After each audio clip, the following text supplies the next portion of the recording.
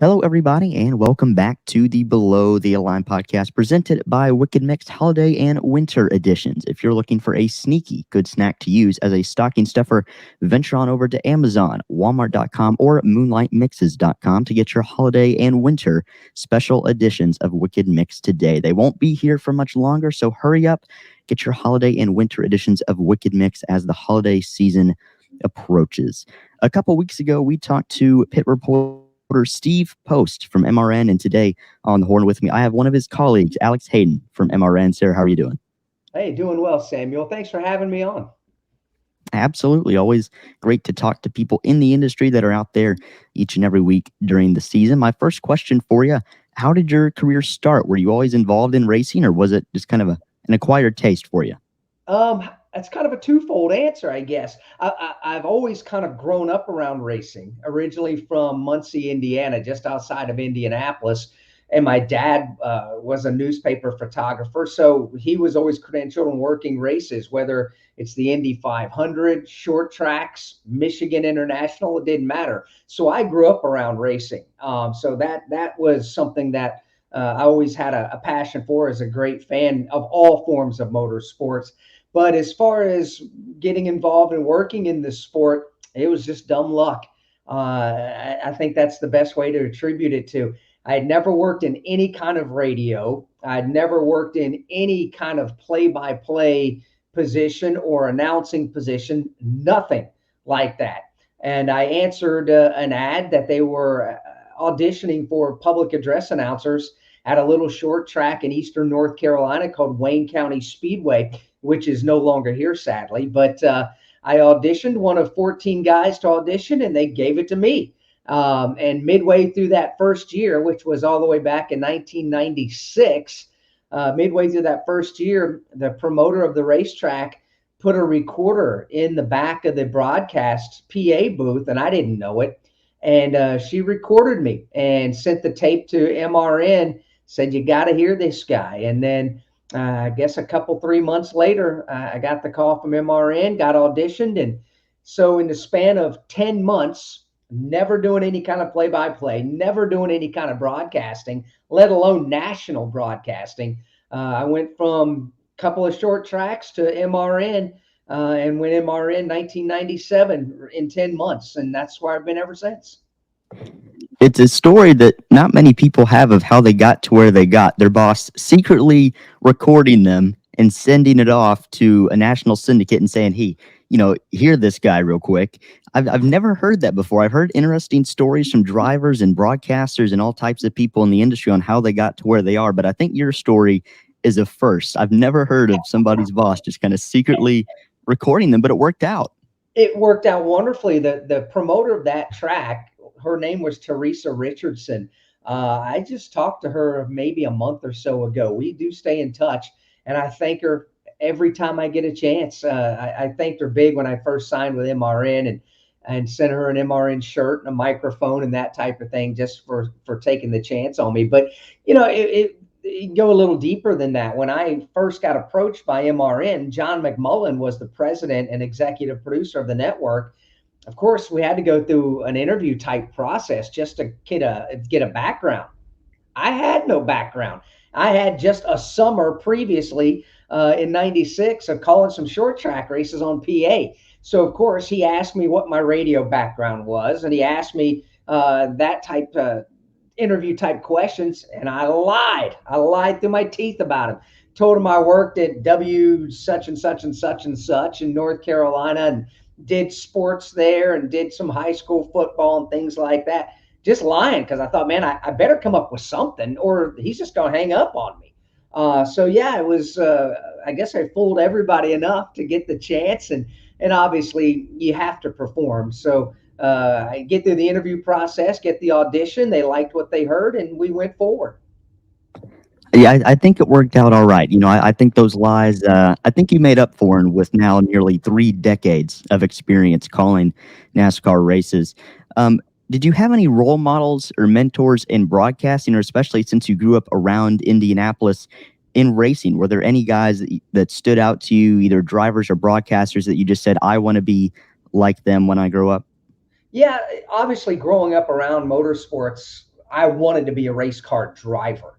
My heroes, Gordon Johncock and Rick Mears, IndyCar guys. Those are my heroes. And don't get me wrong, we went to Michigan International for a couple of races every summer, and I got to see NASCAR racing and Richard Petty and Bobby Allison and that whole era there in the 70s and into the early 80s. So yeah, I was exposed to all of it, but I also listened to broadcasters, and I didn't know it at the time as a kid that this is something I would want to do, let alone end up doing.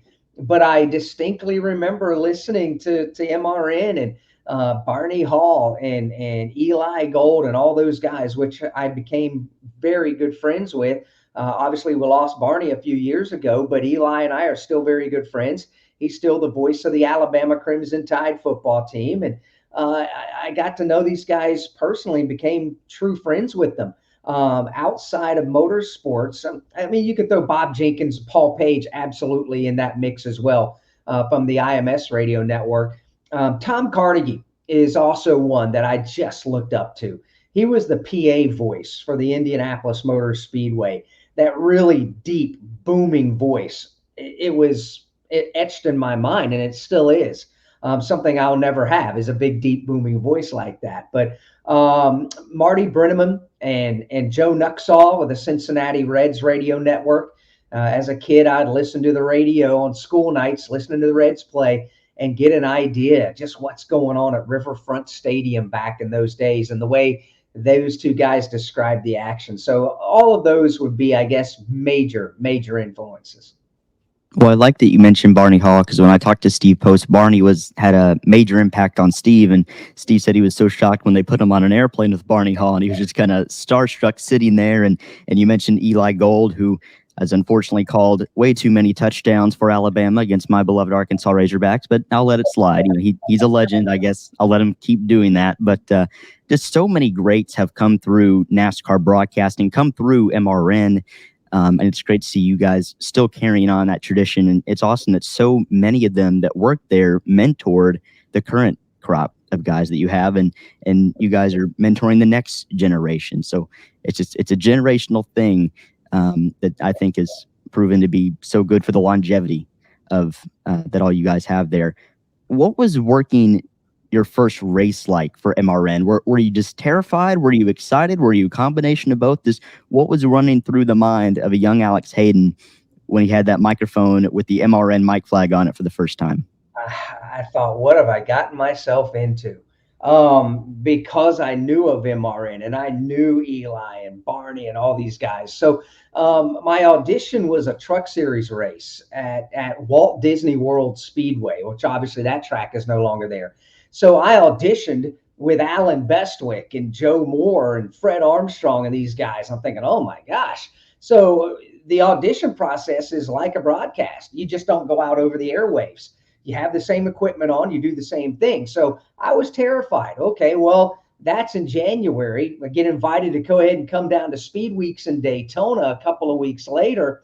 And my first action, you can say, is in those days, we did the public address for all the races. And it was a 2 weeks worth with the ARCA series, and the Goodies Dash series and everything, IROC. So I worked the backstretch for MRN for the IROC and the Goodies Dash series and the ARCA races at Daytona, which those were just over PA. Same MRN format, same way we did it, but it was just over PA. So the step gets a little gradual. And then the next weekend at Rockingham was my first actual on-air broadcast around the country. And I was terrified. I was working the backstretch in turns 3 and 4 as a turn announcer. And I walked out of our truck in the infield. You have to walk across the infield, across the racetrack, out to the big billboard out in turn number 3. First of all, I didn't even know where it was. So I was terrified on doing that. I was afraid to walk across the racetrack because I thought I'd get in trouble with the sport and with NASCAR. But then I'm thinking to myself, here we go. I put the wireless gear on, start walking out of the truck, and I don't get 15 steps away from the truck. And I hear this voice from behind go, "Hey, new guy." And I turned around, and it was Jim Phillips, who at the time was our lead pit reporter. Jim Phillips, Winston Kelly, and Marty Snyder, who's now with NBC. Winston Kelly is the executive director of the NASCAR Hall of Fame now. But those were the 3 pit reporters. And Jim Phillips was a former over-the-wall crew member for L.D. Ottinger in the old Busch series. And Jim was just this big guy with a deep voice. And he screams at me, "Hey, new guy." And I turned around. I was like, oh my gosh, what I do? Did I forget something? He goes, "Don't mess this up." And he just turned around and walked the pit road. And I'm just frozen. I was 15 steps away from the truck. I'm already terrified that I don't even know where I'm going or what I'm doing, my first ever on-air broadcast. And I got Jim Phillips telling me not to screw this whole thing up. So it was just a pile of nerves. I made my way across the track, made my way on the small little walkway that's just a dirt path up against the wall to my turn position, climb up this big billboard and stand there. And I think, oh my gosh, look at this view I've got. I on my wireless gear, I push my button with our boom microphone and push the button to talk, check in, let our engineers and my producer know I'm there and I'm in position. And then I had about an hour before we went on the air, and I just kind of stood there and took it all in. So I was terrified of that first broadcast, and I made mistakes. Don't get me wrong. And I still have a copy of that first broadcast as well. I don't listen to it anymore. I don't want to. I listened to it quite a bit in my early days with the network to try to learn from my mistakes. And boy, it was mistake filled.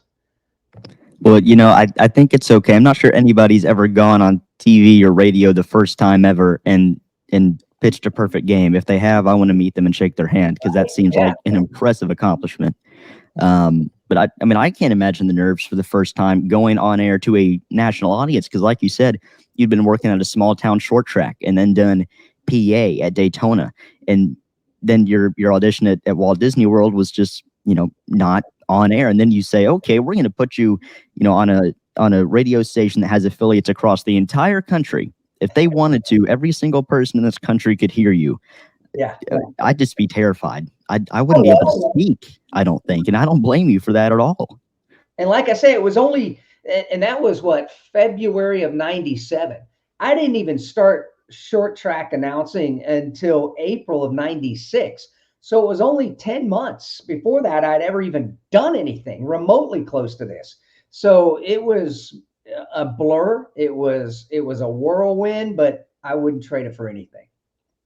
Well, I imagine. I mean, life comes at you fast, but sometimes it throws you a curveball and you're able to hit it. And you hit this one out of the park, landing with MRN. Do you have a favorite track to visit? We don't go to Rockingham anymore. I'd be interested to know if it was still on the schedule, if that'd take the cake just for nostalgia's sake. But is there a favorite track that you go to where the fans are just better, the racing's better, the food's better? Is there one track that really stands out to you? First of all, about Rockingham, don't be surprised. We may be back at Rockingham before you know it. So that all being said, I can't wait. If we do go back to Rockingham, that would be outstanding just for the memories of it all. And where I live now in Goldsboro, North Carolina, is only a 2-hour drive from Rockingham. So that would be a home game. But right now on the schedule, there's so many great places we go to. It's hard to pinpoint just one favorite. It's like saying, who's your favorite grandchild? Obviously, I love going to Daytona. It's the world center of racing. It is the Mecca. So when you step foot on that property, it is amazing. I've had the privilege of calling a sports car race at the Indianapolis Motor Speedway. And then last year, I got a chance with the IMS radio network. Mark James, who's the anchor, is a good friend of mine. He invited me up to call practice for the Indy 500. That was unbelievable dream to call Indy cars on the oval at Indy. That was spectacular on the IMS radio network. That place just has a soul about it at Indianapolis. I love Martinsville Speedway. It is so old. You can sense the history when you're there around the racetrack, and you can see the entire track from the lowest level to the highest level. It's a great place. But when you really stop and think about it, we get to do a lot of great things. Phoenix Raceway in the desert with the mountains and the cactus, to the streets of Chicago. One of the coolest things, though, that I've gotten to do, and we'll get to do it again coming up the first weekend of February in 24, is to go to the Los Angeles Memorial Coliseum for the Busch Light Clash. to race stock cars in a football stadium. And it's not just a football stadium. That's where they've held Super Bowls. That's where they've held 2 Olympic games. And here in what, another 4, 8 years, whatever it is, we're going to have another Olympic games there. The history of the LA Coliseum is unbelievable. So to walk into the USC Trojan home radio booth to set up and call a NASCAR race and to get to see race cars going around basically this tiny little bowl down there, that is something I'll never forget, and I can't wait to do it again. Well, it's a return to NASCAR's roots, short track racing, and even stadium racing. They did that at Soldier Field once, I think, in the 50s, and a return to your roots as well, calling it short track races. My last question for you, and I'm sure the Coliseum is certainly near the top of this list, but what is your favorite memory so far out of the 27 or so years you've been working with MRN? What is your favorite memory that tops all of them? Wow, there are so many of those as well. Obviously, the very first time we saw cars come through the tunnel at the Coliseum to the makeshift quarter-mile track, that was something I'll never forget, because the place was jam-packed and people just lost their minds. I think the 2011 Daytona 500 stands out for me as a special memory, because at the time I was working pit road with MRN. And that's when Trevor Bayne won the Daytona 500 for the legendary Wood Brothers team. And as the 3 pit reporters, MRN tradition is whoever wins the race and whatever pit reporter has the winning pit, you get the interview. You try to get the winning crew chief. But in this case, Donnie Wingo, who was the crew chief, was getting mobbed, and they were in basically a big rugby scrum celebrating. And I just happened to look over, and at the time, Barney and Joe, they threw it to me. Yeah, I was live. It's what we call tap dancing in the business, where you got to talk and fill the time. And I'm looking, who can I talk to here? It's the Daytona 500. I got to get somebody. And I glance over, and sitting on the pit wall is NASCAR Hall of Famer Leonard Wood, one of the original Wood brothers. And he was just sitting on the wall, just smiling. And I look over at him, and I knew him fairly well at the time, know him extremely well now. But back in 2011, we had a really good relationship as well. And I looked over at him, and I'm on the air with my microphone talking, and I just kind of point at the mic flag, and he waves me over. He didn't stand up. So I walk over and just sit down on the pit wall. This is the Daytona 500. There's 150,000 people going nuts. Trevor Bayne's won the race. His crew's just going nuts all over the place. And it's like there was nobody else in the world. I was sitting on the wall with Leonard Wood with our back to the start-finish line, looking at the pit box. And we just did the winning interview, sitting right there to talk to Leonard Wood. That was unbelievable experience. And that's one I'll never forget. Well, I can't imagine what it was like for him to see a team, and at that point, a team that had struggled a bit in recent years, to just get a flash of return to glory. And that's what it was in that moment, was a young driver, a young phenom at the time, and winning with a team that was as old as the sport itself, as storied as the sport itself. I can't imagine the emotions of him, and then getting to let it all out with you on the air. That must have been nearly as special of a moment for him as it was for yourself. But Daytona always produces those sorts of memories, and that's why I'm sure you love what you do, and that's why we love Daytona, obviously, but also just the sport in general. You know, you don't get stories like the Wood brothers or winning the Daytona 500 in every single sport, and that's why I think NASCAR kind of stands out, because the history is just, it goes deeper than most of us can ever imagine. But thank you so much for joining us today, Alex Hayden, part of MRN, the voice of NASCAR. You can catch them when they get going here, and well, I'll call it 2 months till the Daytona 500, but the clash at the Coliseum first, the season.